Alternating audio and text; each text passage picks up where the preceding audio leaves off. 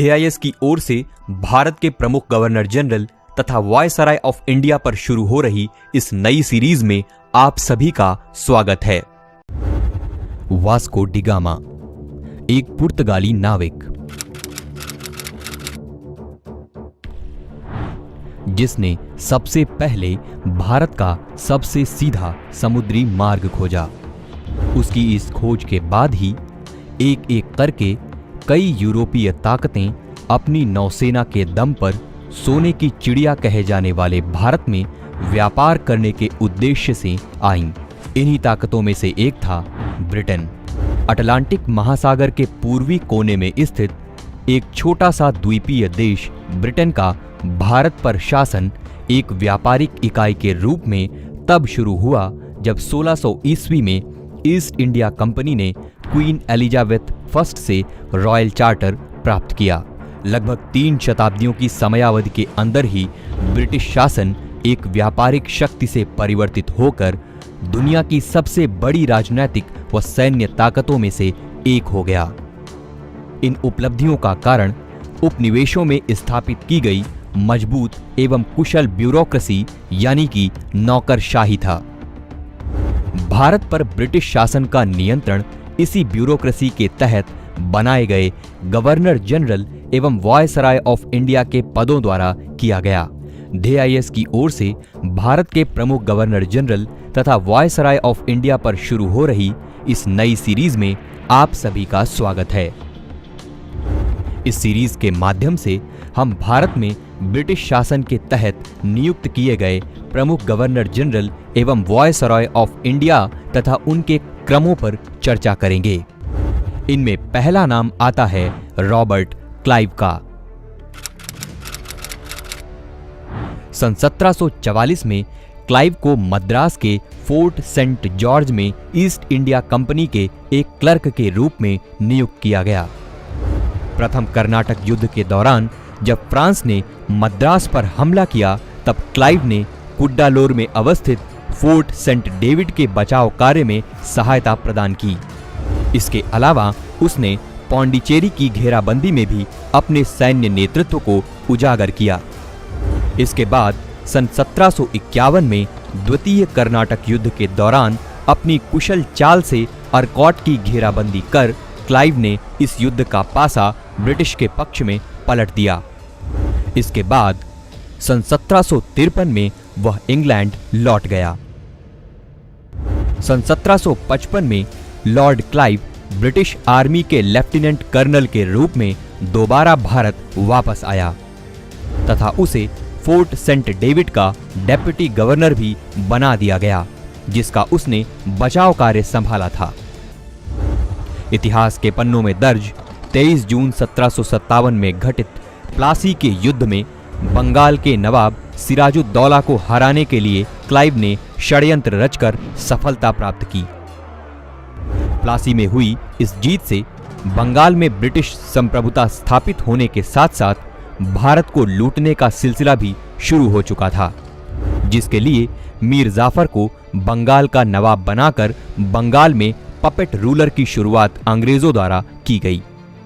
इन सभी घटनाक्रमों में क्लाइव की अहम भूमिका रही तथा उसे सन 1757 में फोर्ट विलियम प्रेसिडेंसी का गवर्नर बना दिया गया। इस प्रकार 1760 में वह एक धनी व्यक्ति के रूप में इंग्लैंड लौट गया। सन 1765 में क्लाइव, जो कि अब लॉर्ड क्लाइव बन चुका था, बंगाल के पहले गवर्नर तथा कमांडर इन चीफ के रूप में तीसरी बार भारत आया। हालांकि उसके कार्यकाल के पहले ही हेक्टर मुनरो के नेतृत्व में अंग्रेजों ने बक्सर का युद्ध जीतकर बंगाल, बिहार व उड़ीसा के दीवानी अधिकार हासिल कर लिए थे। गवर्नर के पद पर रहते हुए ही क्लाइव ने डुअल सिस्टम ऑफ गवर्नमेंट स्थापित किया, जिसके तहत कंपनी के पास बंगाल के दीवानी अधिकार तथा नवाब के पास निजामत थी। इसके अलावा उसने कंपनी के कर्मचारियों के निजी व्यापार पर पाबंदी लगा दी। सन 1765 में ही क्लाइव ने सोसाइटी ऑफ ट्रेड की शुरुआत की, जिसे बाद में स्थगित कर दिया गया। भारत में अपने इस तीसरे व आखिरी कार्यकाल की समाप्ति के बाद क्लाइव 1767 में वापस इंग्लैंड चला गया इस प्रकार भारत में ब्रिटिश आधिपत्य की नींव रॉबर्ट क्लाइव द्वारा रखी गई, जो कि अपनी कुशल रणनीतियों से एक क्लर्क के पद से उठकर गवर्नर के पद तक पहुंच गया। ब्रिटिश प्रधानमंत्री लॉर्ड पिट ने क्लाइव को स्वर्ग से जन्मा जनरल कहा था।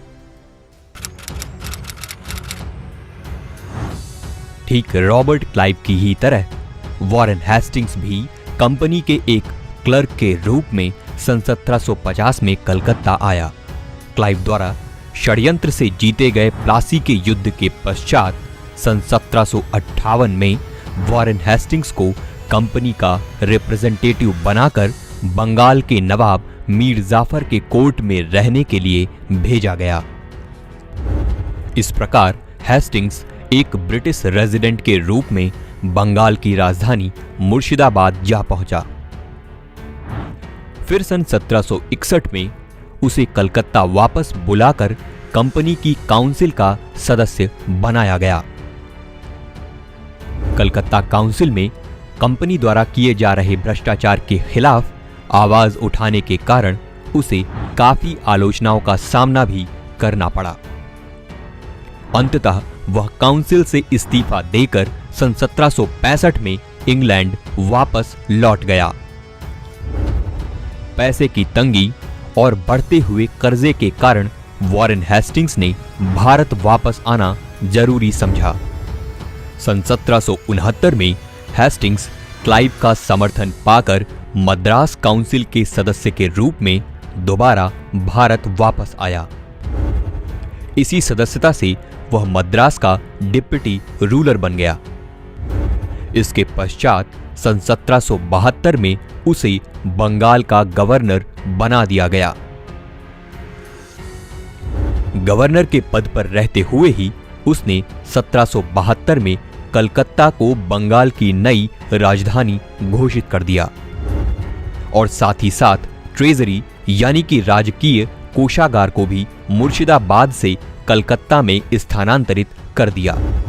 इसी दौरान ब्रिटिश पार्लियामेंट ने रेगुलेटिंग एक्ट 1773 पारित कर एक नए पद गवर्नर जनरल ऑफ बंगाल का गठन किया।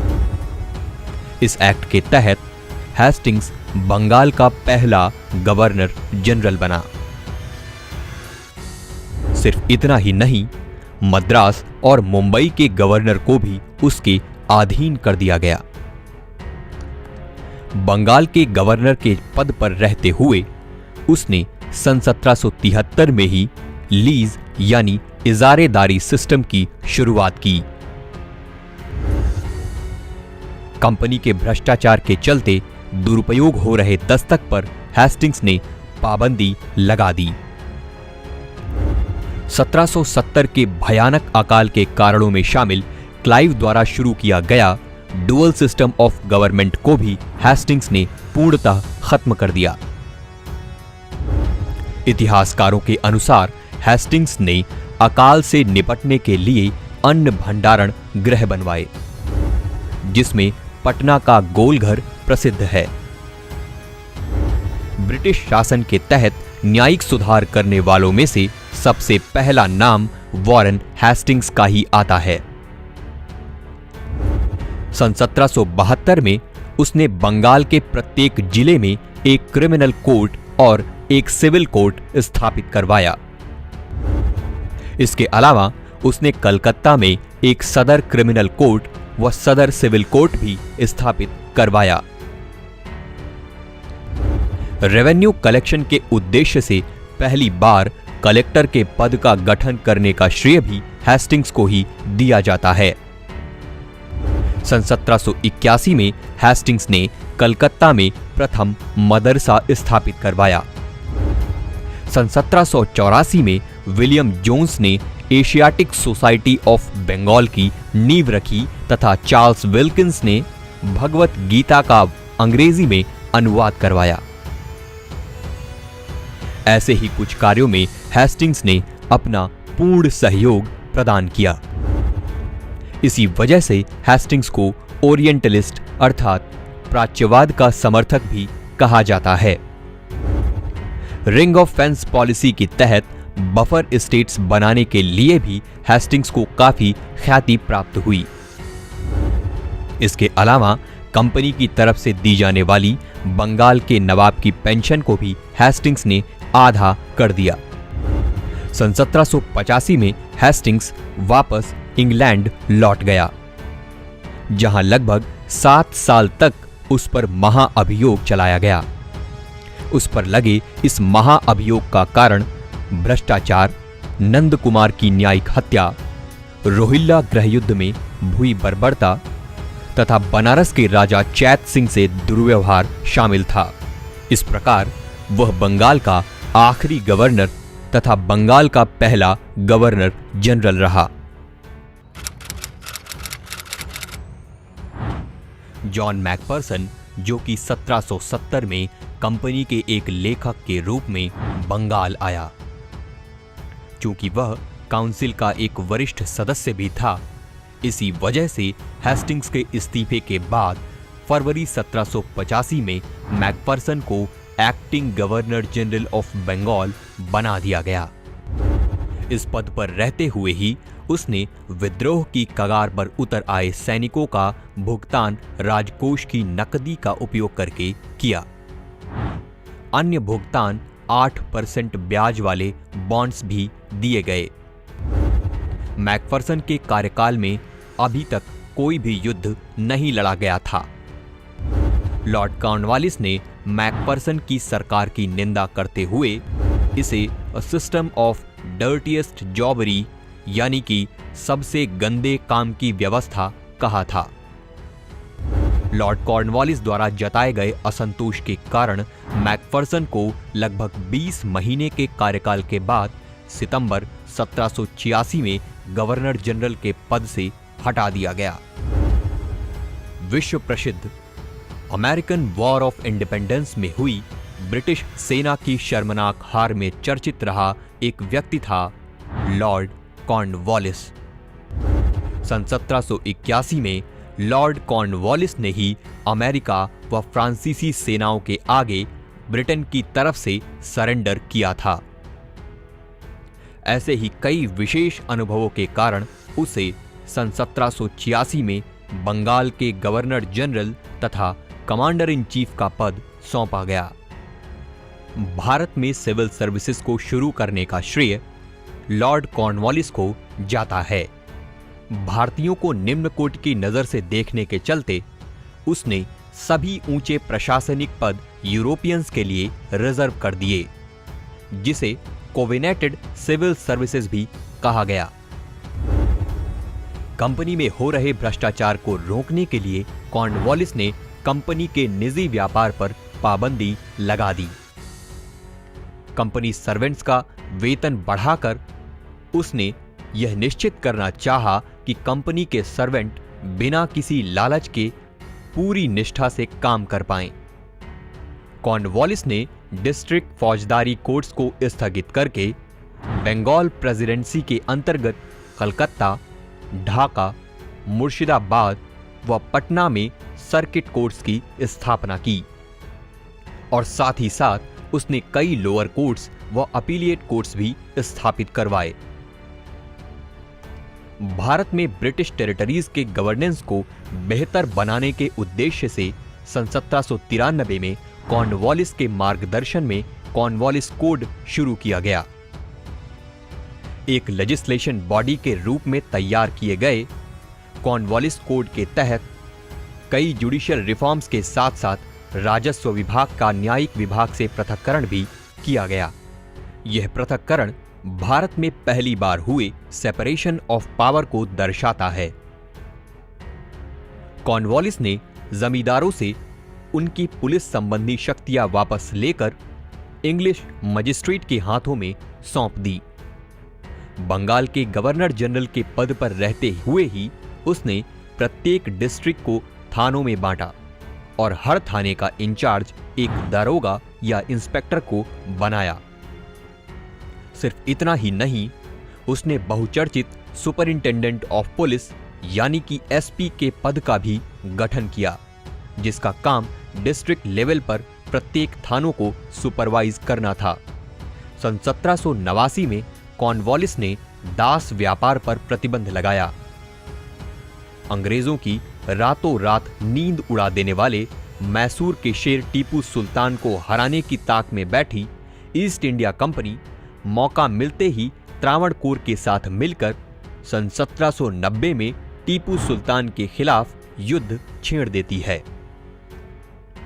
अपने पिछले युद्ध अनुभवों का उपयोग कर लॉर्ड कॉर्नवालिस सन 1790 से लेकर 92 के इस तीसरे आंग्ल मैसूर युद्ध में अंग्रेजों की अगुवाई कर युद्ध को ट्रीटी ऑफ श्रीरंगपट्टनम से समाप्त करता है। इस ट्रीटी के तहत कंपनी ने टीपू सुल्तान के आधे साम्राज्य पर कब्जा कर लिया था, जिसमें कॉर्नवालिस की अहम भूमिका रही।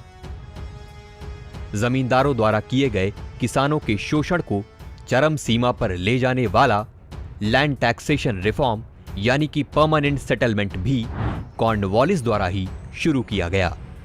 सनसेट रूप का प्रचलन भी इस सेटलमेंट के साथ ही शुरू हुआ।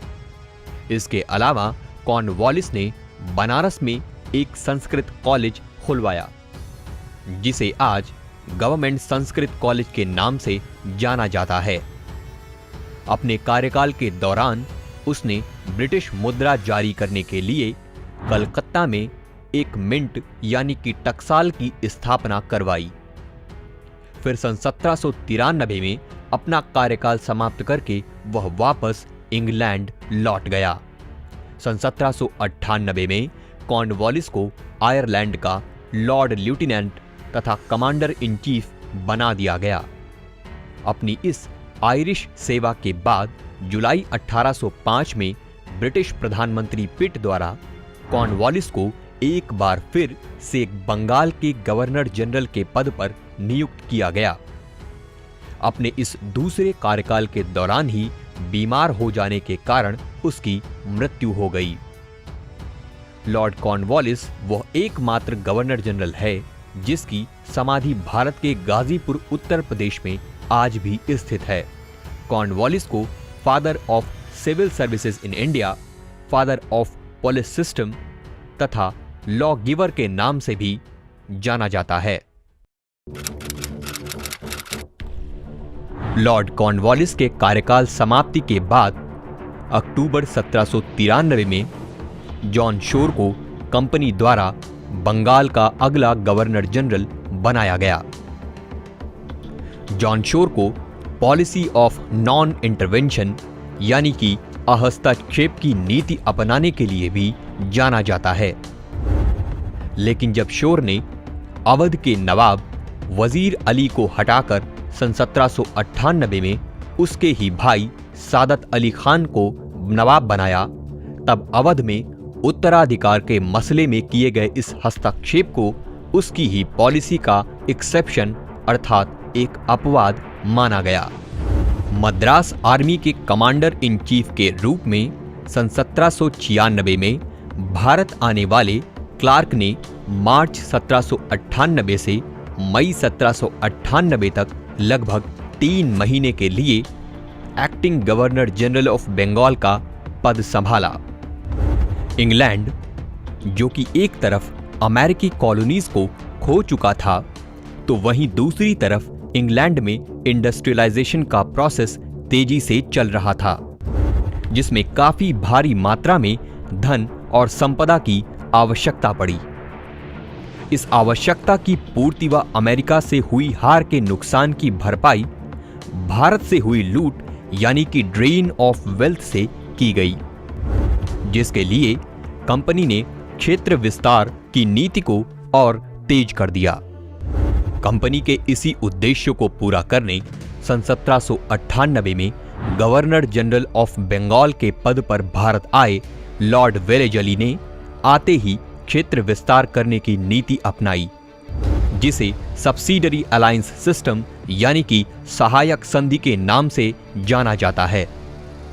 भारतीय रियासतों तथा ईस्ट इंडिया कंपनी के बीच हुई इस संधि की शर्तों के अनुसार रियासत के शासक को अपने क्षेत्र में ब्रिटिश सेना को स्वीकार करके उसका भुगतान करना था।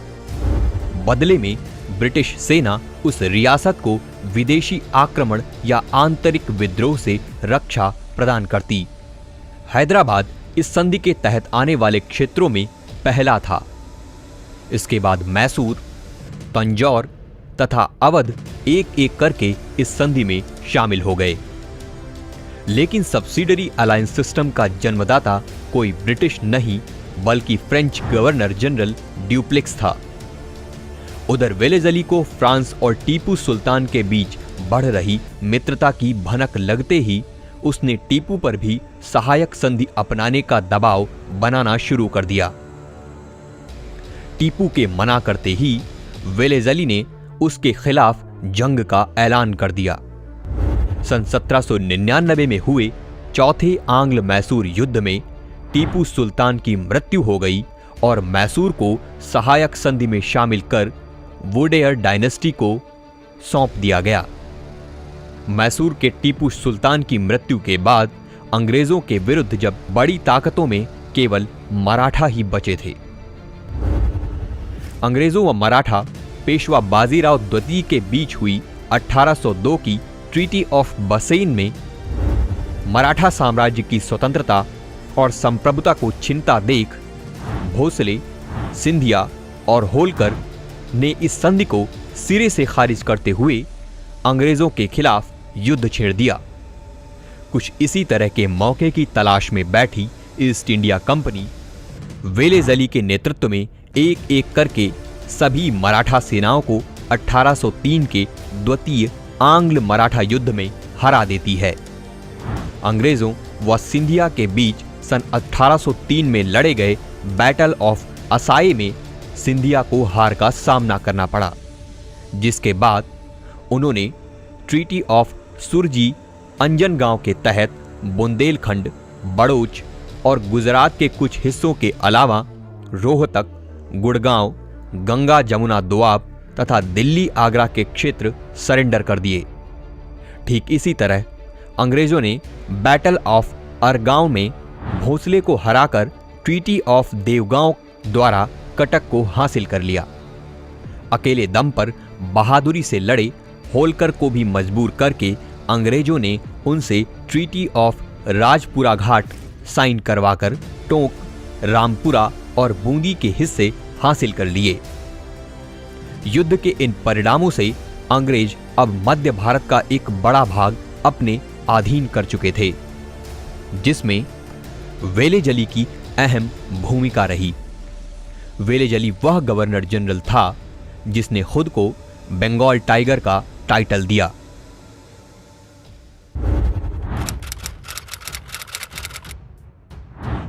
Father of civil services in India lord Cornwallis जुलाई 1805 में एक बार फिर से बंगाल के गवर्नर जनरल के रूप में भारत आया। अपने इस दूसरे कार्यकाल के 4 महीने के अंदर ही बीमार हो जाने के कारण अक्टूबर 1805 में उसकी मृत्यु हो गई। कॉर्नवालिस की मृत्यु के उपरांत जॉर्ज बार्लो को acting governor general of Bengal के पद पर नियुक्त किया गया। भारत में बड़े स्तर पर हुआ पहला सिपाही विद्रोह वेल्लोर म्यूटिनी जॉर्ज बार्लो के शासनकाल में ही हुआ था। सन 1806 में हुए वेल्लोर विद्रोह का मुख्य कारण अंग्रेजों द्वारा सिपाहियों के धर्मों में हस्तक्षेप करना था। एशिया के सबसे पुराने बैंक ऑफ कलकत्ता की स्थापना बार्लो के कार्यकाल के दौरान 2 जून 1806 को कलकत्ता प्रेसिडेंसी में हुई। सन 1921 में तीनों प्रेसिडेंसी के बैंकों bank of Calcutta, bank of Madras तथा बैंक ऑफ बॉम्बे को मर्ज करके इंपीरियल बैंक ऑफ इंडिया के रूप में गठित किया गया। आजादी के बाद इंपीरियल बैंक ऑफ इंडिया का नाम परिवर्तित कर सन 1955 में स्टेट बैंक ऑफ इंडिया यानी SBI रख दिया गया।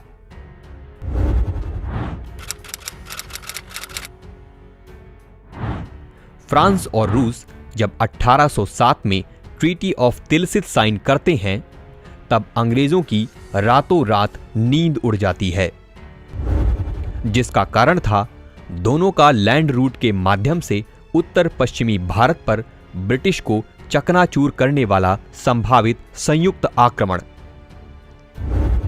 इस संभावित खतरे से निपटने के लिए अंग्रेजों ने पंजाब में एकीकृत सिख साम्राज्य स्थापित करने वाले शेरे पंजाब महाराजा रणजीत सिंह के साथ रक्षात्मक संधि करने का निर्णय लिया।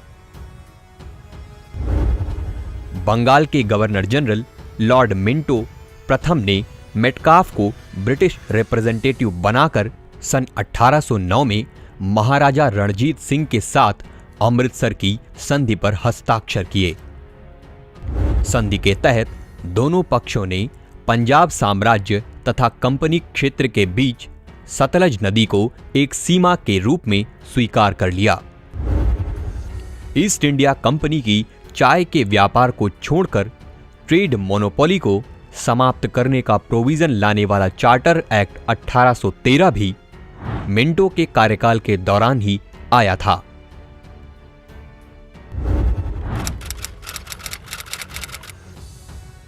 गोरखा यानी आज का नेपाल और अंग्रेज दोनों ही अपने क्षेत्र की विस्तार की जुगत में लगे थे, जिसके चलते कई सीमा विवाद हुए और सन 1814 से 16 तक दोनों पक्षों के बीच आंग्ल नेपाल युद्ध लड़ा गया, जिसमें लॉर्ड हेस्टिंग्स ने अंग्रेजों का नेतृत्व करते हुए जीत हासिल की। परिणाम स्वरूप 1816 में दोनों पक्षों ने ट्रीटी ऑफ सुगौली पर हस्ताक्षर किए, जो आज भी भारत और नेपाल के बीच कायम है। नेपाल के खिलाफ इस जीत के बाद हेस्टिंग्स को ब्रिटिश सरकार द्वारा मार्क्वेस ऑफ हेस्टिंग्स की उपाधि मिली। मराठों का संरक्षण प्राप्त करने वाले पिंडारी, जो कि युद्ध में लूटपाट पर आश्रित थे, अब तेजी से फैल रहे थे। ब्रिटिश साम्राज्य की शांति और समृद्धि के लिए वे खतरा बन चुके थे। इसलिए 1817 से 18 के बीच हेस्टिंग्स ने पिंडारियों के दमन का अभियान चलाया, जिसमें उसे सफलता प्राप्त हुई। अंग्रेजों का यह पिंडारी विरोधी अभियान सन 1817 से 19 में हुए तीसरे आंग्ल मराठा युद्ध का मुख्य कारण बना। इस अंतिम आंग्ल मराठा युद्ध में अंग्रेजों ने हेस्टिंग्स के नेतृत्व में पेशवा बाजीराव द्वितीय, होलकर और भोसले की संयुक्त सेनाओं को हराकर मराठा कॉन्फेडरेसी को ध्वस्त कर दिया। इस युद्ध के बाद मराठों से छीने गए कई हिस्सों में अंग्रेजों द्वारा बॉम्बे प्रेसिडेंसी का विस्तार किया गया। साथ ही साथ हेस्टिंग्स ने पेशवा का पद भी समाप्त कर दिया। लॉर्ड हेस्टिंग्स को पॉलिसी ऑफ नॉन इंटरवेंशन को समाप्त करने के लिए जाना जाता है। ठीक नेपाल और अंग्रेजों के सीमा विवाद की तरह ही अंग्रेजों का बर्मा यानी आज के म्यांमार के साथ भी अपनी क्षेत्र विस्तार की नीति के चलते कई सीमा विवाद हो चुके थे। यह सीमा विवाद ही भारत में ब्रिटिश शासन के दौरान हुए सबसे महंगे युद्ध कहे जाने वाले प्रथम आंग्ल बर्मा युद्ध का कारण बना।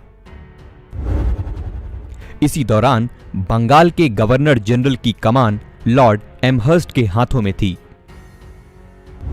सन 1824 से लेकर 1826 तक लगभग 2 साल तक चले इस युद्ध में अंग्रेजों ने बर्मा को हराकर युद्ध की समाप्ति ट्रीटी ऑफ योंगदाबो से की, जिसके तहत बर्मा को कुछ शर्तें स्वीकार करनी पड़ी, जैसे 1 करोड़ रुपए का वॉर कंपनसेशन चुकाना, मणिपुर को एक स्वतंत्र राज्य के रूप में स्वीकृति प्रदान करना, अंग्रेजों के साथ एक कॉमर्शियल ट्रीटी पर हस्ताक्षर करना, ब्रिटिश रेजिडेंट को बर्मा की कैपिटल अवा में स्वीकार करना। सिर्फ इतना ही नहीं, इसी यांगदाबो ट्रीटी की सहायता से अंग्रेजों ने बर्मा से असम, अराकान और तेनासिरिम भी हासिल करके बर्मा में क्षेत्र विस्तार की नीयत से अपनी जड़ें मजबूत की। इसी प्रथम आंग्ल बर्मीज वॉर के दौरान ही बैरकपुर म्यूटिनी यानी कि बैरकपुर का सैन्य विद्रोह भी हुआ था, जिसमें लंबी दूरी तय कर मथुरा से बैरकपुर आए सैनिकों ने फिर बैरकपुर से चिटगांव की एक दूसरी लंबी यात्रा करने से तुरंत मना करके विद्रोह कर दिया था। ब्रिटिश कोलोनियलिज्म के घटनाक्रम का दूसरा पड़ाव यानी कि 1813 से 1860 तक चला। फ्री ट्रेड फेज, जिसमें ब्रिटिश गवर्नमेंट ने भारत में अपनी सामाजिक नीतियों में बदलाव कर हस्तक्षेप की नीति अपनाई, जिसके तहत एक के बाद एक कई सामाजिक सुधार हुए, जिसमें बंगाल के गवर्नर जनरल लॉर्ड बेंटिक की अहम भूमिका रही। इसी वजह से उनके कार्यकाल को टेन्योर ऑफ सोशल रिफॉर्म्स भी कहा गया है। राजा राममोहन रॉय के प्रयासों के फलस्वरूप बेंटिक की सरकार ने सती एबॉलिशन एक्ट 1829 पारित कर सती प्रथा पर पाबंदी लगा दी थी। इसके अलावा उसने फीमेल इन्फेंटिसाइड यानी कन्या शिशु हत्या तथा ठगी पर भी कानूनी प्रहार करके उसे समाप्त कर दिया था। फ्री ट्रेड का वह दौर जब ब्रिटेन में इंडस्ट्रियल रिवॉल्यूशन के चलते सरप्लस प्रोडक्शन चरम सीमा पर था और इसी वजह से वहां एक नए कैपिटलिस्ट क्लास का जन्म हुआ, जिसने ब्रिटिश पार्लियामेंट पर दबाव बनाकर ईस्ट इंडिया कंपनी की ट्रेड मोनोपोली को पूर्णतः खत्म कर दिया, जिसकी झलक हमें इसी समय आए चार्टर एक्ट 1833 में देखने को मिलती है।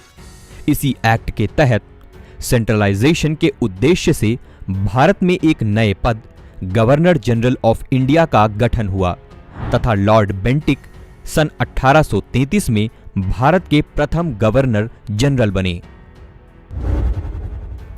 इसी समय वहीं दूसरी तरफ एंजेलिसिस्ट तथा ओरिएंटलिस्ट यानी कि आंग्ल प्राच्यवाद विवाद भी अपनी रफ्तार पकड़ चुका था। परंतु एंजेलिसिस्ट का पलड़ा तब भारी हो जाता है जब गवर्नर जनरल ऑफ इंडिया के पद पर रहते हुए Lord Bentinck English education act 1835 पारित कर अंग्रेजी भाषा को उच्च शिक्षा का माध्यम बना देता है। इसके साथ ही 1835 में कलकत्ता मेडिकल कॉलेज की स्थापना भी बेंटिक द्वारा ही की गई थी। बेंटिक के कार्यकाल के दौरान ही कुशासन के आधार पर मैसूर को 1831 में, कुर्ग को 1834 में और कछार को 1834 में अंग्रेजों ने अपने अधिकार क्षेत्र में ले लिया था। इसी प्रकार 1803 में मद्रास का गवर्नर रह चुका बेंटिक बंगाल का आखिरी गवर्नर जनरल तथा भारत का पहला गवर्नर जनरल बना।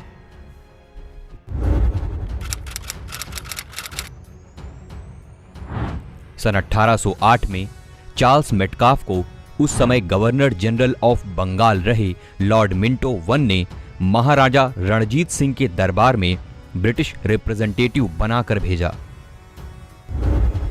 जिसके फलस्वरूप दोनों पक्षों के बीच ट्रीटी ऑफ अमृतसर साइन हुई। फिर सन 1834 में मेटकाफ को नई गठित हुई आगरा प्रेसिडेंसी का गवर्नर बनाया गया। इसके बाद लॉर्ड बेंटिक के कार्यकाल की समाप्ति के बाद सन 1835 से 36 तक लगभग एक साल के लिए मेटकाफ ने acting governor general of India का पद संभाला। अपने इस पद पर रहते हुए उसने प्रेस पर कड़े प्रतिबंध लगाने वाले कानूनों को निरस्त कर दिया। भारतीयों के पक्ष में उठाए गए इस सराहनीय कदम की वजह से उसे लिबरेटर ऑफ इंडियन प्रेस भी कहा गया है। इसके अलावा उसने 1836 में कलकत्ता पब्लिक लाइब्रेरी की स्थापना की, जिसे आज नेशनल लाइब्रेरी ऑफ इंडिया के नाम से जाना जाता है। कॉलोनियलिज्म के दूसरे फेज में भारत अब ब्रिटेन की सबसे कीमती कॉलोनी बन चुका था और अपनी इस कीमती कॉलोनी के उत्तर पश्चिमी भाग में रशिया के संभावित आक्रमण का खतरा मंडराता देख governor general of India Lord Auckland ने सन 1838 में पंजाब के महाराजा रणजीत सिंह तथा अफगान के देश निकाला हुए आमिर शुजा के साथ मिलकर एक त्रिपक्षीय संधि कर ली। इस संधि के तहत ही 1 अक्टूबर 1838 को अंग्रेजों ने शिमला डिक्लेरेशन के द्वारा अफगान पर आक्रमण की घोषणा कर दी, जिसके परिणाम स्वरूप ही प्रथम आंग्ल अफगान युद्ध 1838 से लेकर 1842 तक हुआ, जिसमें ब्रिटिश सेना का नेतृत्व governor general of India Auckland ने किया। अफगान के आमिर दोस्त मोहम्मद के खिलाफ बढ़ती हुई ब्रिटिश सेना और रणजीत सिंह के दल खालसा को ऑकलैंड ने संयुक्त रूप से the grand army of Indus कह के पुकारा। लगभग 1 साल के अंदर ही ब्रिटिश सेना ने दोस्त मोहम्मद को हराकर शुजा को अफगान के शाह के ताज से नवाजा। परंतु अफगानों ने विदेशी ताकत द्वारा जबरदस्ती थोपे गए शाह को अस्वीकार करके शाह शुजा के साथ साथ कई ब्रिटिश ऑफिशियल्स की भी हत्या कर दी और अंततः इस युद्ध में ब्रिटेन की हार हुई। प्रथम आंग्ल अफगान युद्ध में हुई हार तथा जान और माल की हानि के बाद ब्रिटिश पार्लियामेंट ने ऑकलैंड को हटाकर एशिया में शांति स्थापित करने के उद्देश्य से लॉर्ड एलनबोरो को सन 1842 में गवर्नर जनरल ऑफ इंडिया बनाकर भारत भेजा। एंग्लो रशियन राइवलरी के चलते तथा अफगान युद्ध में हार के बाद अंग्रेजों ने अपने हित में सिंध पर कब्जा करना जरूरी समझा।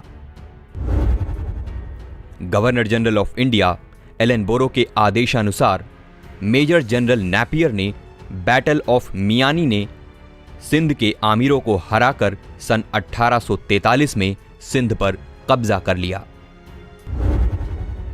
1843 में अंग्रेज एक तरफ सिंध से तो वहीं दूसरी तरफ ग्वालियर के मराठों से भी युद्ध लड़ रहे थे। ग्वालियर के मराठों ने अफगान युद्ध में हुई अंग्रेजों की हार को दोबारा आजादी पाने का एक सुनहरा अवसर के रूप में देखा, जिसके कारण बैटल ऑफ महाराजपुर तथा बैटल ऑफ पुन्नईर लड़ा गया। लेकिन इन युद्धों में ग्वालियर के मराठों को हार का सामना करना पड़ा। इसके अलावा एलनबोरो ने स्लेवरी एबॉलिशन एक्ट 1843 लाकर दास प्रथा को खत्म कर दिया। एलनबोरो के समय ही ग्रामीण क्षेत्रों में शिक्षा को देसी भाषा में प्रोत्साहित करने की योजना 1843 में जेम्स थॉमस जोनाथन द्वारा लाई गई, जो कि नॉर्थ वेस्ट प्रोविंस का लेफ्टिनेंट गवर्नर था।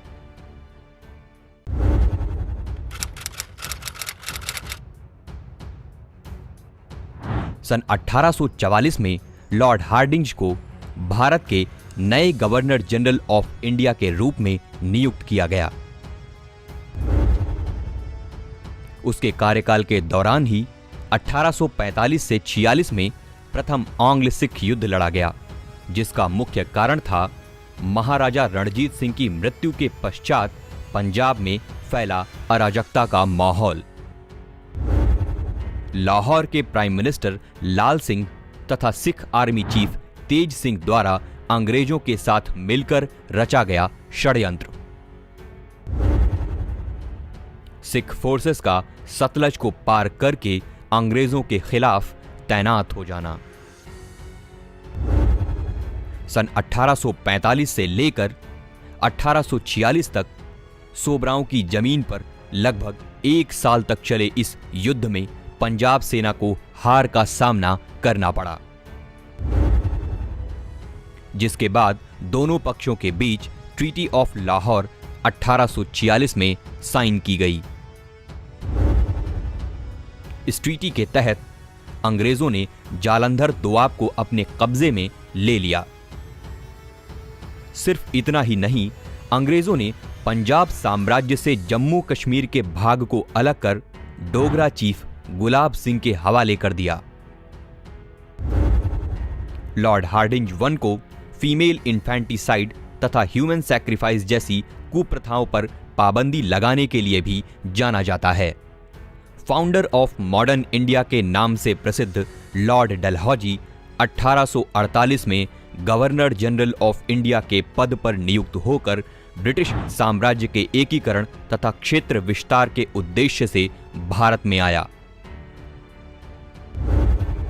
क्षेत्र विस्तार के अपने इस उद्देश्य को पूर्ण करने के लिए उसने भारत आते ही 3 प्रकार की रणनीतियां अपनाई, जिसमें पहली थी पॉलिसी ऑफ वॉर, जिसके तहत अंग्रेजों ने मौका मिलते ही युद्ध शुरू कर कई राज्य हथियाए, जैसे कि सिक्किम, पेगू यानी कि निचला बर्मा तथा पंजाब। सन 1848 से 49 में दूसरा आंग्ल सिख युद्ध लड़ा गया, जिसका कारण अंग्रेजों द्वारा पंजाब से छीने गए हिस्से तथा उन पर थोपी गई अपमानजनक लाहौर की संधि थी। लगभग 1 साल तक चले इस युद्ध में अंग्रेजी सेना का नेतृत्व सबसे youngest governor general of India Dalhousie ने किया। यह दूसरा आंग्ल सिख युद्ध battle of Ramnagar, battle of Chillianwala तथा बैटल ऑफ गुजरात की छोटी छोटी कड़ियों में घटित हुआ, जिसमें अंग्रेजों ने पंजाब आर्मी को हराकर पंजाब को अंग्रेजी हुकूमत के कब्जे में ले लिया। डलहौजी द्वारा क्षेत्र विस्तार की अपनाई गई दूसरी सबसे प्रसिद्ध रणनीति थी डॉक्ट्रिन ऑफ लैप्स, जिसके तहत अंग्रेजी हुकूमत द्वारा एक के बाद एक राज्य हड़प लिए गए, जैसे कि सतारा को 1848 में, जैतपुर को 1849 में, संबलपुर को 1849 में, उदयपुर को 1852 में, झांसी को 1853 में, नागपुर को 1854 में तथा अवध को 1856 में। कुप्रशासन का आरोप लगाकर अवध का राज्य हड़प लेना उसकी तीसरी रणनीति थी। डलहौजी के समय में ही एक तरफ ब्रिटिश कॉलोनियलिज्म का फ्री ट्रेड का फेज समाप्त होने को था, तो वहीं दूसरी तरफ तीसरा फेज यानी कि फेज ऑफ फाइनेंशियल कैपिटलिज्म शुरू होने की कगार पर था। ब्रिटिश कॉलोनियलिज्म के इस तीसरे चरण में इंग्लिश कैपिटलिस्ट के पास जो थोड़ा सा भी धन था, वह अब उसे प्रॉफिट कमाने के उद्देश्य से इन्वेस्ट करने लगे थे। इसी वजह से अंग्रेजों ने डलहौजी के नेतृत्व में भारत से ही लूटे गए सरप्लस को इन्वेस्टमेंट का रूप देकर कई आधुनिकीकरण किए, जैसे कि 1853 में मुंबई और ठाणे के बीच चलाई गई भारत की पहली रेल, 1853 में ही कोलकाता को बॉम्बे, मद्रास तथा पेशावर से कनेक्ट करने के लिए टेलीग्राफ लाइंस, 1854 में पारित post office act, public works department यानी पीडब्ल्यूडी की स्थापना, गंगा नहर का निर्माण। लेकिन उस समय अंग्रेजों द्वारा किया गया यह आधुनिकीकरण सिर्फ अंग्रेजों के ही हित में था, जिसने भारत के कोने कोने में पहुंचकर भारतीयों का हर संभव शोषण किया। Governor general of India Lord Dalhousie द्वारा पारित किया गया विडो रीमैरिज एक्ट 1856 सामाजिक सुधार की दिशा में उठाया गया एक सराहनीय कदम था।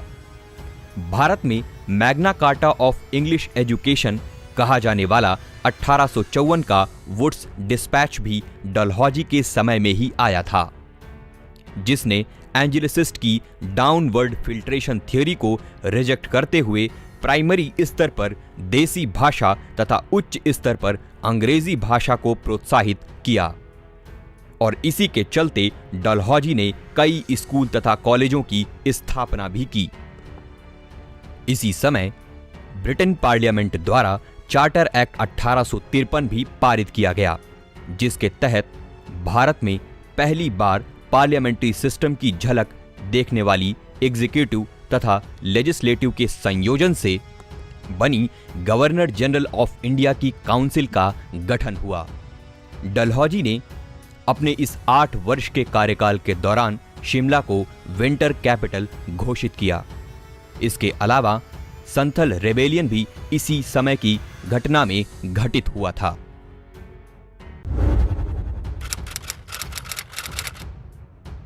राजनीतिक सत्ता छीनने की होड़, सामाजिक और धार्मिक मामलों में दखलंदाजी, भीषण अकाल, सैनिकों का बढ़ता असंतोष और अफवाहों की बौछार से जूझते भारत पर ब्रिटिश शासन को अब पूरे 100 साल हो चुके थे। इस शोषण से भरे शासन के खिलाफ एक उम्मीद की किरण लाने वाली इतिहास की एक अभूतपूर्व घटना 1857 की क्रांति governor general of India Lord Canning के कार्यकाल में घटित हुई, जिसे सावरकर ने स्वतंत्रता प्राप्ति का पहला विद्रोह कहा था।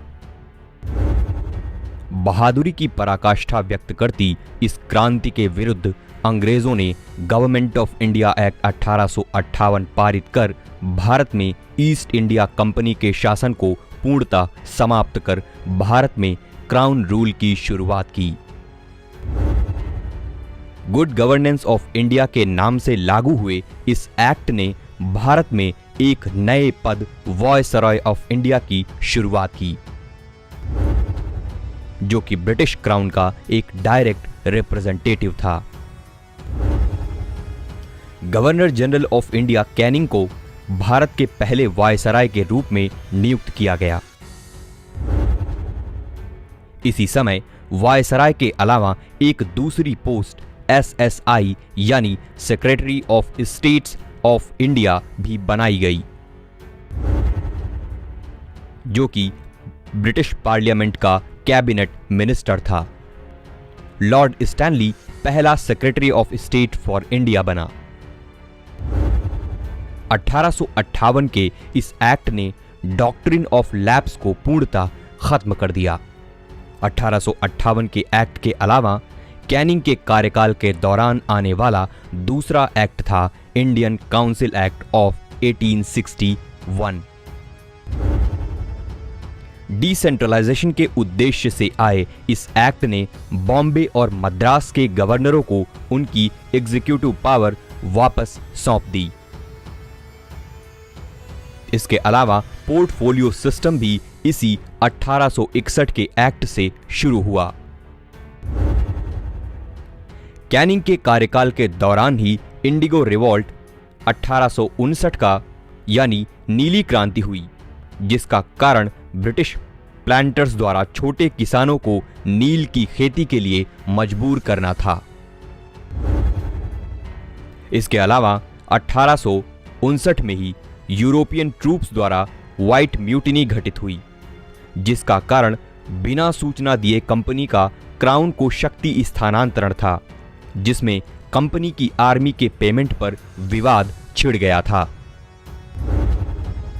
कैनिंग ने गवर्नर जनरल ऑफ इंडिया के पद पर रहते हुए सन 1857 में बॉम्बे, मद्रास और कलकत्ता में यूनिवर्सिटीज की स्थापना की। भारत का पहला बजट 7 अप्रैल 1860 को आया, जिसे प्रथम फाइनेंस मिनिस्टर जेम्स विल्सन ने प्रस्तुत किया था। मैकॉले द्वारा तैयार किया गया इंडियन पीनल कोड सन 1862 में जाकर Calcutta chief justice baldness peacock के द्वारा लागू किया गया, जो आज भी कार्यरत है।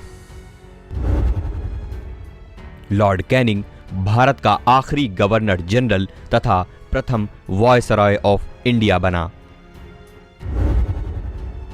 भारत के दूसरे viceroy of India Lord Elgin one के कार्यकाल के दौरान सैयद अहमद द्वारा वहाबी मूवमेंट शुरू किया गया था, जो कि इस्लाम का एक रिवाइवलिस्ट मूवमेंट था। सीमा विवाद और क्षेत्र विस्तार की नीयत के कारण लड़ा गया Anglo भूटानीज war 1865 viceroy of India John Lawrence के समय में हुआ। लॉरेंस ने तीनों प्रेसिडेंसी टाउन यानी बॉम्बे, कलकत्ता और मद्रास में हाई कोर्ट्स की स्थापना की। इसके अलावा उसके समय में उड़ीसा और बुंदेलखंड क्षेत्र में भीषण अकाल पड़ा, जिसके इन्वेस्टिगेशन के लिए 1866 में कैंपबेल के नेतृत्व में एक फैमाइन कमीशन का गठन हुआ।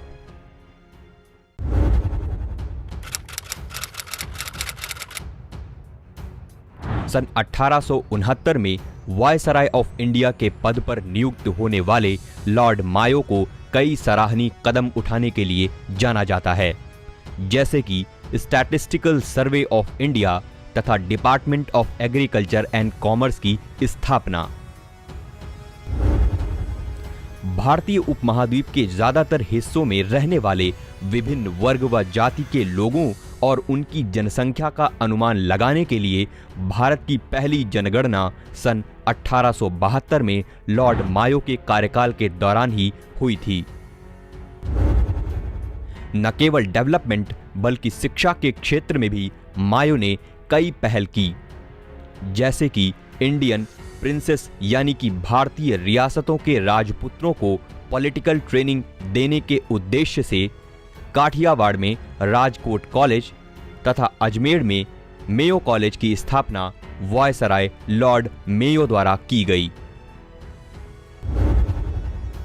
लीगल रिफॉर्म्स के उद्देश्य से मेयो की सरकार द्वारा इंडियन एविडेंस एक्ट 1872 पारित किया गया। इसके अलावा उसने अंडमान की जेलों में संभावित प्रिजन रिफॉर्म्स में भी दिलचस्पी दिखाई। अंडमान के पोर्ट ब्लेयर में ही एक अफरीदी पठान शेर अली अफरीदी ने लॉर्ड मायो की हत्या कर दी। मेयो के सम्मान में अंडमान में मूलतः पाई जाने वाली संकटग्रस्त स्वैलोटेल बटरफ्लाई को पैपिलियो मेयो के नाम से जाना जाता है। Viceroy of India Lord Northbrook के समय बड़ौदा के रूलर मल्हार राव गायकवाड़ को ब्रिटिश रेजिडेंट फेयर को जहर देने के आरोप में ट्रायल का सामना करना पड़ा, जिसके बाद उस पर कुप्रशासन का आरोप लगाकर उसे गद्दी से उतार दिया गया तथा निष्कासित करके मद्रास भेज दिया गया, जहां उसकी मृत्यु हो गई। बड़ौदा में आई राजनीतिक संकट की इस घटना को बड़ौदा क्राइसिस 1875 के नाम से जाना जाता है। उधर दूसरी तरफ पंजाब में राजनीतिक अराजकता के खिलाफ कूका मूवमेंट भी अपनी रफ्तार पकड़ चुका था, जिसका उद्देश्य था अंग्रेजी शासन को पंजाब से खदेड़ फेंकना। 1872 का यह कूका मूवमेंट दरअसल नामधारी मूवमेंट का एक अहम फेज था, जिसके लीडर सतगुरु राम सिंह थे। साल 2014 में अंग्रेजों के खिलाफ बहादुरी से चलाए गए इस मूवमेंट के सम्मान में भारत सरकार ने कूका मूवमेंट स्टैंप भी जारी किया था। वायसराय नॉर्थब्रोक के कार्यकाल के दौरान सन 1875 में ही सैयद अहमद खान ने मुहम्मदीन एंग्लो ओरिएंटल कॉलेज की स्थापना की, जो आगे जाकर अलीगढ़ मुस्लिम यूनिवर्सिटी AMU के रूप में परिवर्तित हो गया। सन 1875 में नॉर्थब्रुक के नेतृत्व में ब्रिटिश सरकार द्वारा कलकत्ता में इंडियन मेट्रोलॉजिकल डिपार्टमेंट यानी IMD की स्थापना की गई। इसके अलावा सन 1875 में ही prince of Wales Albert Edward का भारत में आगमन भी हुआ था। अंग्रेजी शासन के खिलाफ एक ओर कुछ भारतीय अपनी तलवारों से तो दूसरी ओर कुछ अपनी कलम से लड़ रहे थे। भारतीयों के इन दोनों ही तरीकों को कमजोर करने के लिए viceroy of India Lord Lytton ने कुछ कानून पारित किए, जिनमें पहला था वर्नाकुलर प्रेस एक्ट 1878, जिसने देसी भाषा के अखबारों की आजादी छीनने वाले कठोर प्रतिबंध लगाए। उधर दूसरी ओर पारित किए गए आर्म्स एक्ट 1878 ने भारतीयों के उचित लाइसेंस के बिना शस्त्र रखने पर व बेचने पर पाबंदी लगा दी। इसी बीच ब्रिटिश इंडिया और अफगान के पहले से ही चल रहे बुरे संबंध तब और बिगड़ जाते हैं जब अफगान का आमिर शेर अली खान एक ब्रिटिश राजदूत को अस्वीकार कर देता है, वहीं दूसरी तरफ रूस के राजदूत का स्वागत करता है।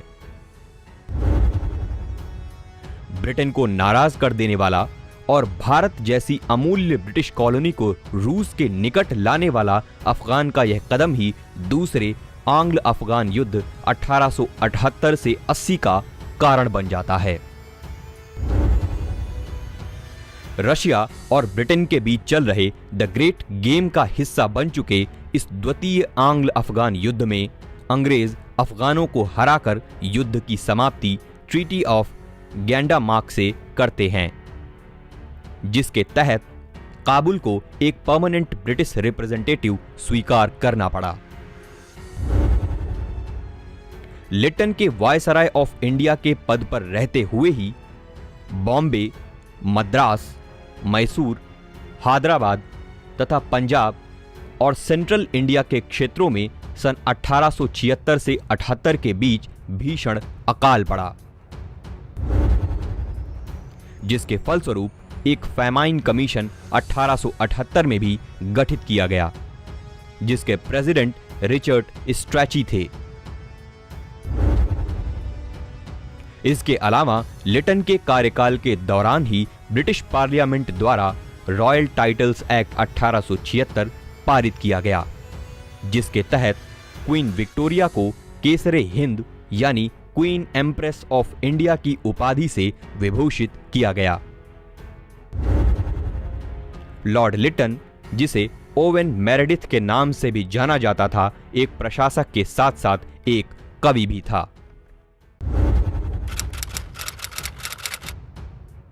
भारत में ब्रिटिश शासन के चलते बरसों से छाई काली अंधेरी रात में कुछ क्षण के लिए एक उम्मीद का दीपक लेकर आने वाले लॉर्ड रिपन ने सन 1880 में वायसराय ऑफ इंडिया का पद संभाला।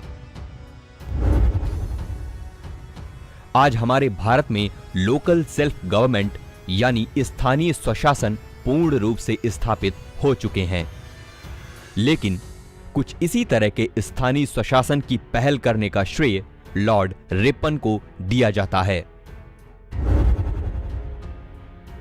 जिसने सन 1880 में पहली बार भारत में स्थानीय स्वशासन संबंधी सरकारी प्रस्ताव पर जोर दिया।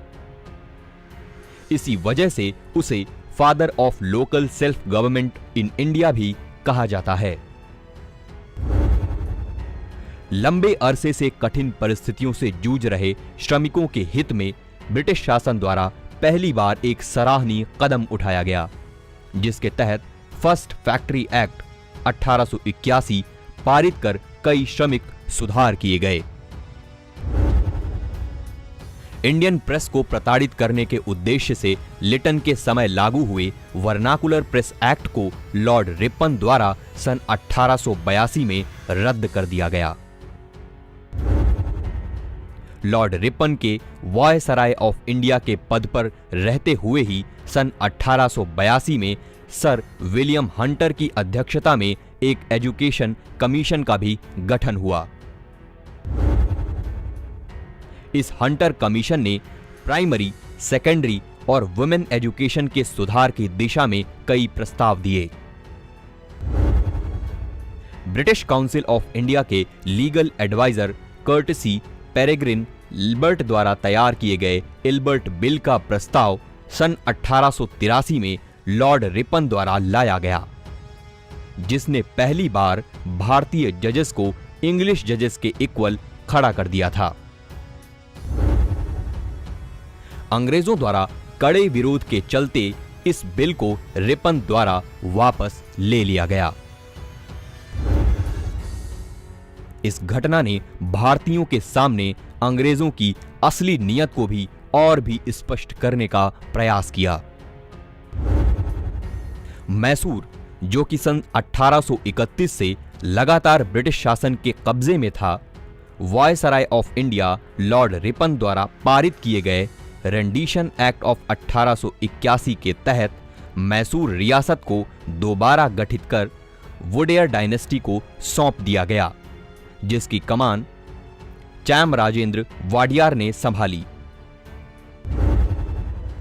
इसके अलावा नियमित जनगणना की शुरुआत भी 1881 में रिपन के समय में ही हुई थी। महामना मदन मोहन मालवीय ने लॉर्ड रिपन को सबसे प्रसिद्ध वायसराय ऑफ इंडिया कहा था। भारतीयों के हित में किए गए कार्यों के लिए उसे ब्रिटिश शासन का शत्रु भी कहा जाता है। स्थानीय स्तर पर नन्हे नन्हे कदमों को बढ़ाते हुए चलता आ रहा Indian national movement viceroy of India Lord Dufferin के समय ही एक टर्निंग पॉइंट तब ले लेता है जब A.O. ह्यूम की पहल से सन 1885 में इंडियन नेशनल कांग्रेस की स्थापना होती है। लेकिन कुछ समय के अंदर ही अंग्रेजों का रवैया इंडियन नेशनल कांग्रेस के प्रति कठोर हो जाता है, जिसकी पुष्टि डफरिन के कथन द्वारा होती है, जिसमें उसने कहा था कि INC is a microscopic minority and its demands as big jumps into the darkness। सन 1885 से 86 में तीसरा आंग्ल बर्मा युद्ध लड़ा गया, जिसका नेतृत्व डफरिन ने किया था। लगभग 2 साल तक चले इस युद्ध का कारण था बर्मा के शासक द्वारा बर्मा में विस्थापित एक ब्रिटिश ट्रेडिंग फर्म पर लगाया गया भारी जुर्माना तथा बर्मा और फ्रांस का बढ़ता मेलजोल। ब्रिटिश द्वारा जीते गए इस युद्ध के परिणाम स्वरूप बर्मा का भारत में विलय हो गया। सन 1886 में डफरिन द्वारा एटकिशन कमीशन का गठन हुआ, जिसका उद्देश्य भारतीयों के पब्लिक सर्विसेज ज्वाइन करने से संबंधित प्रस्ताव देना था। श्रमिकों के वर्किंग आवर्स को निश्चित करने के लिए viceroy of India Lord Lansdowne के समय में सेकेंड फैक्ट्री एक्ट 1891 पारित हुआ। इसके अलावा इसी समय इंडियन काउंसिल एक्ट 1892 भी लागू किया गया, जिसने नॉन ऑफिशियल सीट्स के लिए पहली बार इनडायरेक्ट इलेक्शन की झलक दिखलाई। सिर्फ इतना ही नहीं, 1892 के इसी एक्ट ने पहली बार बजट पर चर्चा करने की शक्ति लेजिस्लेटिव काउंसिल को प्रदान की।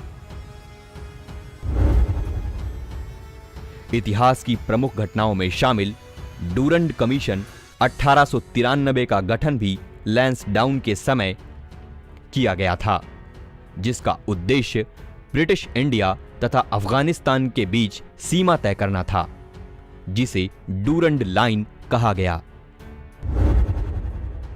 ब्रिटिश प्रधानमंत्री विलियम ग्लैडस्टोन द्वारा सन 1893 में ब्रिटिश इंडिया के अफीम के व्यापार की तहकीकात के लिए रॉयल कमीशन ऑफ ओपियम का गठन किया गया।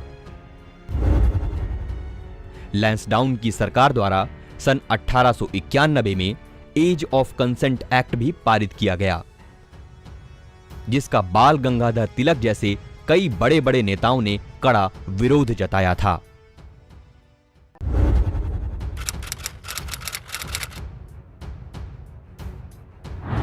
लगभग 6 करोड़ 95 लाख आबादी को प्रभावित करने वाला 1896 से 97 का भीषण अकाल viceroy of India Lord Elgin II के समय घटित हुआ। अकाल की जांच के लिए ब्रिटिश शासन द्वारा लेल कमीशन का गठन किया गया, जिसने सिंचाई व्यवस्था को विकसित करने का सुझाव दिया। वायसराय एल्गिन के समय लोग न सिर्फ भीषण अकाल बल्कि कई संक्रामक रोगों से भी जूझ रहे थे, जैसे कि पूना में फैला 1897 का ब्यूबोनिक प्लेग। पूना प्लेग की जांच के लिए सिविल सर्वेंट रांड की अध्यक्षता में रांड कमेटी का गठन किया गया। रांड कमेटी द्वारा महामारी से निपटने के लिए दिए गए सुझाव में ब्रिटिश सैनिकों को घर घर जाकर संक्रमित लोगों का सर्च ऑपरेशन करना था। लेकिन इस सर्च ऑपरेशन के नाम पर अंग्रेजों के सिपाहियों ने अपने अपने तरीकों से लोगों का शोषण करना शुरू कर दिया।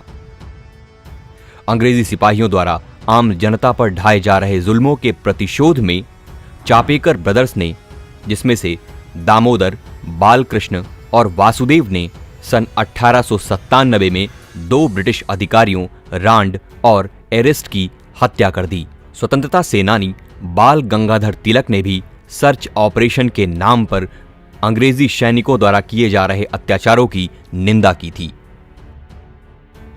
माना जाता है कि इस दौर में भूखमरी, अकाल और संक्रामक रोगों से लगभग 10 लाख लोगों की मृत्यु हो गई थी।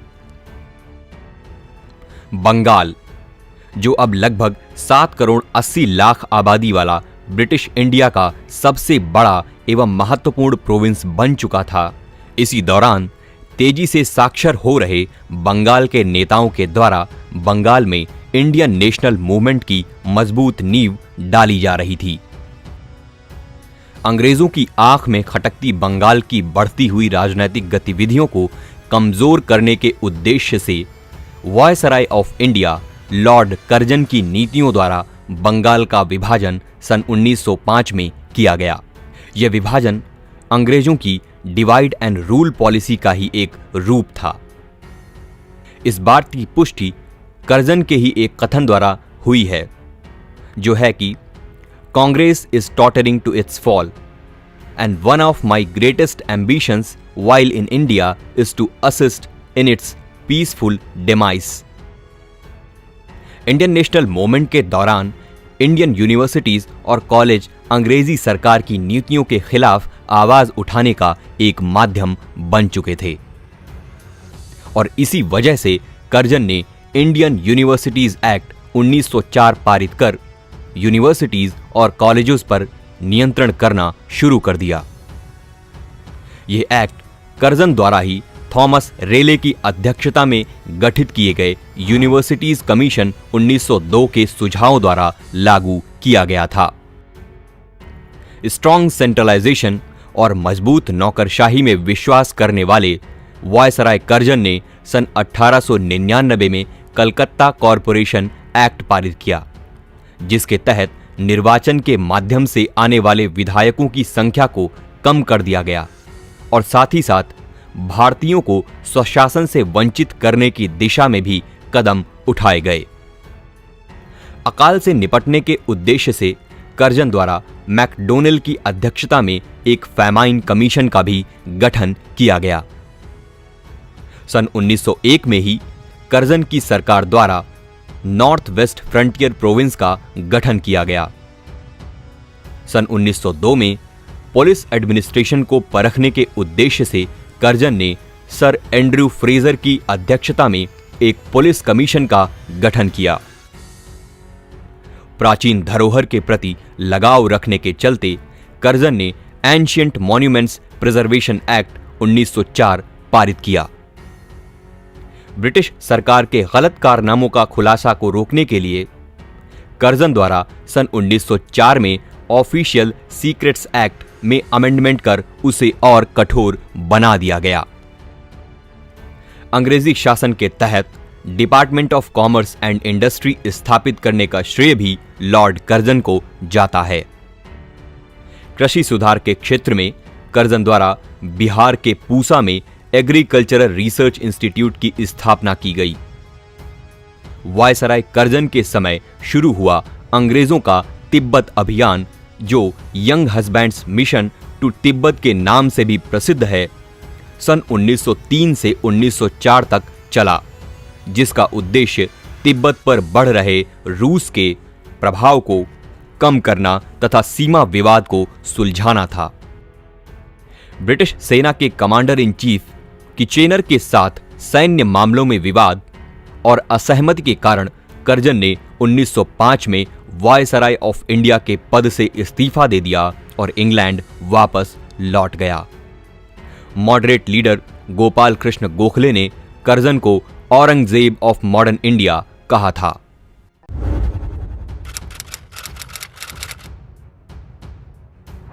(1905) से शुरू हुए इंडियन नेशनल मूवमेंट के एक्सट्रीमिस्ट फेज के दौरान वायसराय ऑफ इंडिया की कमान लॉर्ड मिंटो द्वितीय के हाथों में थी।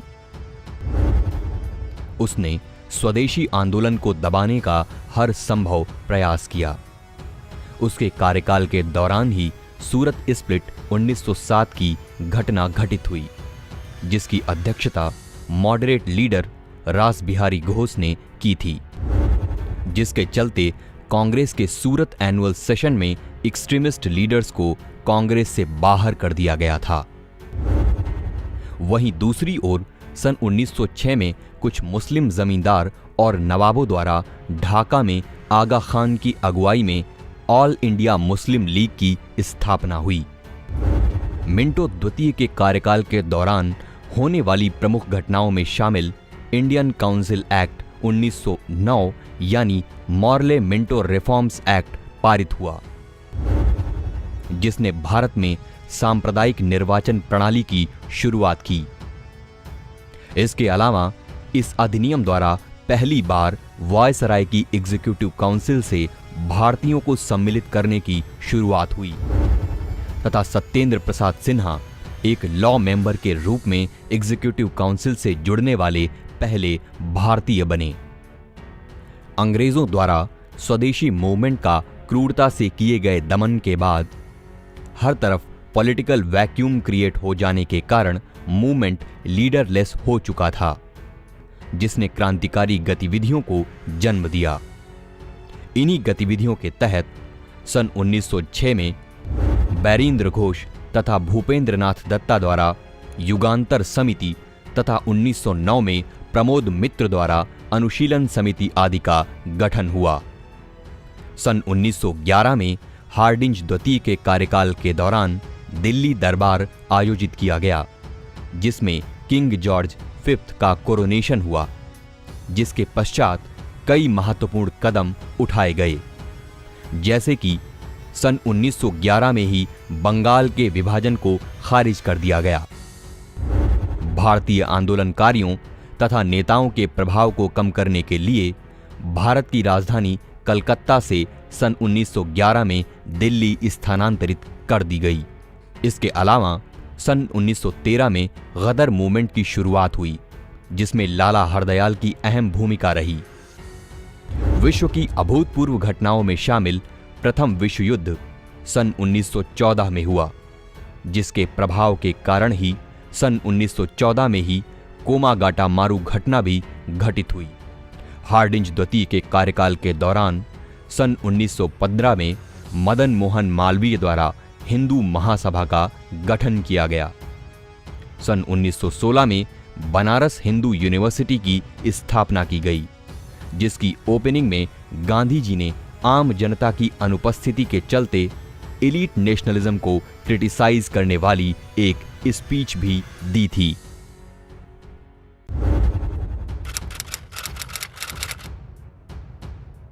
सन 1915 में शुरू हो चुके इंडियन नेशनल मूवमेंट के तीसरे व अंतिम पड़ाव यानी गांधीयन फेज सन 1916 में रफ्तार तब पकड़ लेता है जब गांधी जी छोटे छोटे लोकल मुद्दों से शुरू करते हुए बड़े बड़े आंदोलनों की पहल कर देते हैं। और इसी बीच वायसराय ऑफ इंडिया के पद पर 1916 में लॉर्ड चेम्सफोर्ड को नियुक्त किया जाता है। सन 1917 में गांधी जी ने छोटे किसानों के मुद्दों को सुलझाने के लिए चंपारण सत्याग्रह की पहल की। इसके पश्चात सन 1918 में श्रमिकों के प्लेग बोनस से जुड़ी समस्या को सुलझाने के लिए गांधी जी द्वारा अहमदाबाद मिल स्ट्राइक की शुरुआत की गई। इसी स्ट्राइक में गांधी जी ने पहली बार भारत में भूख हड़ताल की थी। इसी दौरान गांधी जी द्वारा अहमदाबाद टेक्सटाइल लेबर एसोसिएशन की स्थापना भी की गई। लगभग 14,000 श्रमिकों वाला यह एसोसिएशन उस समय का सबसे बड़ा ट्रेड यूनियन था। इसके बाद गुजरात के ही खेड़ा में किसानों की कर माफी से संबंधित मांग को सरकार तक पहुंचाने के लिए गांधी जी द्वारा खेड़ा सत्याग्रह सन 1918 में प्रारंभ किया गया। वायसराय चेम्सफोर्ड के कार्यकाल के दौरान गांधी जी के इन सत्याग्रहों के साथ साथ इंडियन नेशनल मूवमेंट की भी गति तेज हो गई और उसकी गति तेज करने के लिए कांग्रेस ने भी कई कड़े कदम उठाए, जैसे अंबिका चरण मजूमदार की अध्यक्षता में संपन्न हुआ 1916 का लखनऊ एनुअल सेशन। इस सेशन में एक तरफ कांग्रेस व मुस्लिम लीग के बीच लखनऊ पैक्ट साइन हुआ, जिसके तहत कांग्रेस ने सेपरेट इलेक्टोरेट के प्रोविजन को स्वीकार कर लिया। वहीं दूसरी तरफ इसी सेशन में मॉडरेट और एक्सट्रीमिस्ट के बीच रीयूनियन हो गया। इसी दौरान एनी बेसेंट और तिलक के प्रयासों द्वारा सन 1916 में होम रूल लीग की स्थापना की गई, जिसने भारत में पॉलिटिकल अवेयरनेस फैलाने का कार्य किया। गांधीयन फेज में तेजी से बढ़ोतरी कर रहे इंडियन नेशनल मूवमेंट को रोकने के उद्देश्य से अंग्रेजों ने एक बार फिर से डिवाइड एंड रूल पॉलिसी के तहत सन 1917 में मॉन्टेग्यू अगस्त डिक्लेरेशन पेश किया, जिसका उद्देश्य भारत में gradual introduction of responsible government था। Secretary state for India Montagu की इस घोषणा का विरोध दिसंबर 1917 में कांग्रेस के कलकत्ता अधिवेशन में पहली बार महिला अध्यक्ष एनी बेसेंट द्वारा किया गया। यह घोषणा अर्थात मॉन्टेग्यू चेम्सफोर्ड रिफॉर्म ही गवर्नमेंट ऑफ इंडिया एक्ट 1919 का आधार बना। इस एक्ट ने भारत में पहली बार बाईकैमरलिज्म तथा प्रोविंसेस में डायरकी की शुरुआत की। इसके अलावा सेपरेट इलेक्टोरेट को भी सिख, क्रिश्चियन, एंग्लो इंडियन और यूरोपियंस के लिए बढ़ा दिया। सन 1919 में वायसराय चेम्सफोर्ड की सरकार द्वारा रॉलेट एक्ट पारित किया गया, जिसे गांधी जी ने ब्लैक एक्ट यानी काला कानून की संज्ञा देकर 6 अप्रैल 1919 को ऑल इंडिया स्ट्राइक के माध्यम से कड़ा विरोध जताया था। भारतीयों द्वारा किए जा रहे विरोध प्रदर्शनों का दमन करने के उद्देश्य से अंग्रेजों ने क्रूरता की पराकाष्ठा पार कर 13 अप्रैल 1919 को निहत्थे भारतीयों पर अंधाधुंध गोली चलाकर जलियांवाला बाग नरसंहार को अंजाम दिया। इतिहास के पन्नों में दर्ज ब्रिटिश शासन के तहत इस बर्बर खूनी दास्तान की जांच करने के लिए विलियम हंटर की अध्यक्षता में हंटर कमेटी का गठन किया गया, जिसने हजारों निर्दोष भारतीयों को मौत के घाट उतारने का फैसला देने वाले ब्रिगेडियर जनरल डायर को निर्दोष घोषित कर दिया। वायसराय चेम्सफोर्ड के कार्यकाल के दौरान पंजाब में हुई इस दर्दनाक घटना के बाद अंग्रेजों के खिलाफ गांधी जी द्वारा 1 अगस्त 1920 को नन कोऑपरेशन मूवमेंट यानी असहयोग आंदोलन की शुरुआत की गई। न सिर्फ जलियांवाला बाग हत्याकांड बल्कि खिलाफत आंदोलन के मुद्दे को भी नन कोऑपरेशन मूवमेंट में शामिल कर लिया गया। वायसराय चेम्सफोर्ड के समय 1916 में ही पुणे में विमेंस यूनिवर्सिटी की स्थापना भी की गई तथा शिक्षा में सुधार के उद्देश्य से 1917 में सैडलर कमीशन का गठन भी किया गया। चेम्सफोर्ड के कार्यकाल के दौरान ही 1 अगस्त 1920 को फ्रीडम स्ट्रगल ने अपना अमूल्य योगदान देने वाले एक्सट्रीमिस्ट लीडर बाल गंगाधर तिलक की मृत्यु हो गई थी।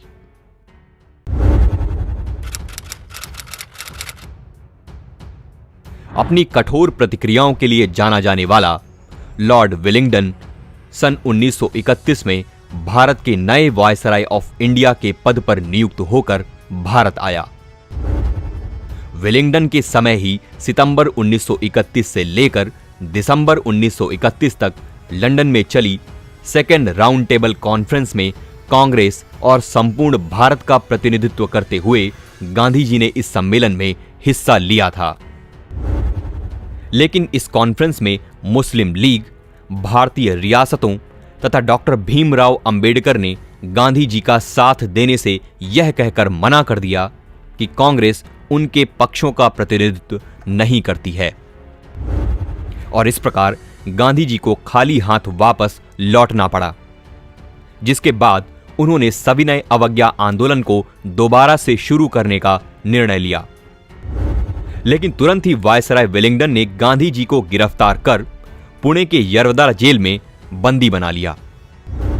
इसके बाद फिर से डिवाइड एंड रूल पॉलिसी की रणनीति के तहत ब्रिटिश प्रधानमंत्री रैमसे मैकडोनाल्ड ने अगस्त 1932 में कम्युनल अवार्ड की घोषणा की, जिसके तहत डिप्रेस्ड क्लासेस को सेपरेट इलेक्टोरेट दिया जाना था। कांग्रेस ने अंग्रेजों की इस योजना को ना तो स्वीकार किया और ना ही अस्वीकार किया। लेकिन बांटो और राज करो की नीयत से लाए गए इस कम्युनल अवार्ड को गांधी जी ने सिरे से खारिज करते हुए सितंबर 1932 को यरवदा जेल में ही आमरण अनशन आरंभ कर दिया, जिसके पश्चात डॉक्टर भीमराव अंबेडकर तथा गांधी जी के बीच पूना पैक्ट साइन हुआ, जिसके तहत अंबेडकर ने ब्रिटिश सरकार के सेपरेट इलेक्टोरेट स्कीम को लेने से मना कर दिया। लेकिन बदले में कांग्रेस द्वारा डिप्रेस्ड क्लासेस के लिए रिजर्व्ड सीटों को बढ़ा दिया गया।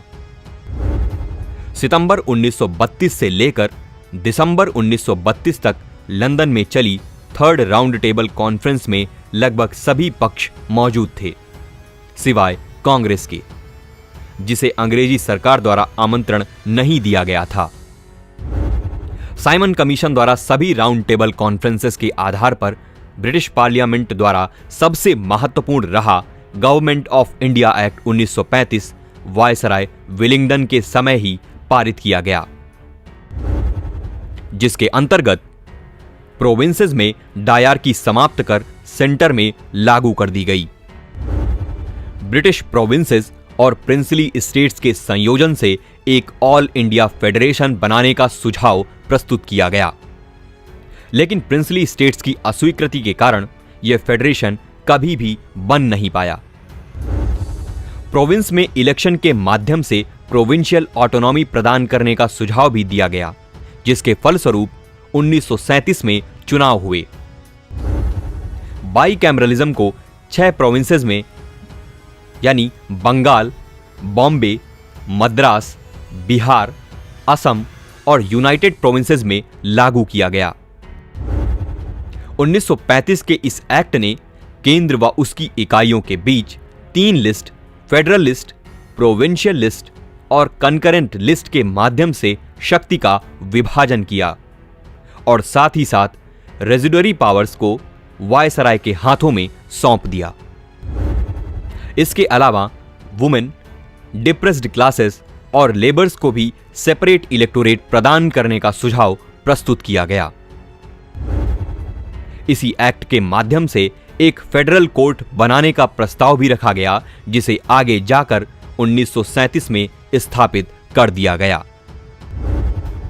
वायसराय वेलिंगटन के कार्यकाल के दौरान ही 1934 में आचार्य नरेंद्र देव और जयप्रकाश नारायण द्वारा कांग्रेस सोशलिस्ट पार्टी की स्थापना भी की गई थी।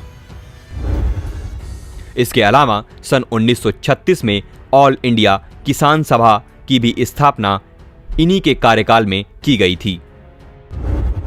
वेलिंगटन के समय 1935 में बर्मा को भारत से अलग करने का प्रावधान भी लाया गया था। हिल्टन यंग कमीशन द्वारा दिए गए रिकमेंडेशंस के आधार पर अंग्रेजी सरकार द्वारा reserve bank of India act 1934 पारित कर सन 1935 में रिजर्व बैंक ऑफ इंडिया की स्थापना कोलकाता में की गई थी। इसके अलावा वायसराय के सीधे नियंत्रण में रहने वाली फेडरल रेलवे अथॉरिटी का गठन भी इसी समय किया गया था।